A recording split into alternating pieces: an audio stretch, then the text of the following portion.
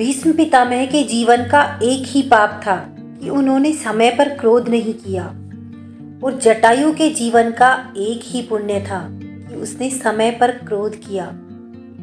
परिणाम स्वरूप एक को बाणों की सैया मिली और एक को प्रभु श्री राम की गोद।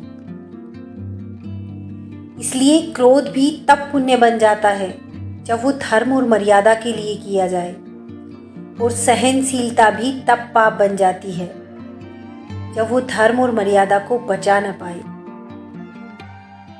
लोहे को कोई चीज तबाह नहीं कर सकती, लेकिन उसका खुद का जंग उसे खा जाता है। बिल्कुल उसी तरह एक व्यक्ति को उसकी खुद की सोच के अलावा और कुछ बर्बाद नहीं कर सकता। कहते हैं कि जैसा सोचते हैं वैसा ही बन जाते हैं, इसलिए परिस्थिति कैसी भी हो मन पर काबू रखें। हैसियत का परिचय तब देना चाहिए जब बात आत्मसम्मान की हो, अन्यथा सादगी से बड़ा और कोई परिचय नहीं होता। इन 3 चीज़ों को हमेशा याद रखें। अगर विष में से अमृत निकालना संभव हो तो उसे निकाल लें, गंदगी में पड़े सोने को अपना लें, और ज्ञान यदि निचले कुल में जन्मे व्यक्ति से मिले तो उसे अर्जित कर ले। जो उद्यमशील है वो गरीब नहीं हो सकते। जो हमेशा भगवान को याद करते हैं उन्हें पाप नहीं छू सकता।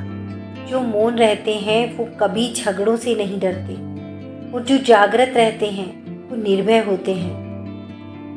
अत्यधिक सुंदरता के कारण सीता का हरण हुआ, अत्यंत घमंड के कारण रावण का वध हुआ, और अत्यंत दान देने के कारण राजा बलि को बंधन में बंधना पड़ा। इसलिए अति को त्यागना ही उचित होता है।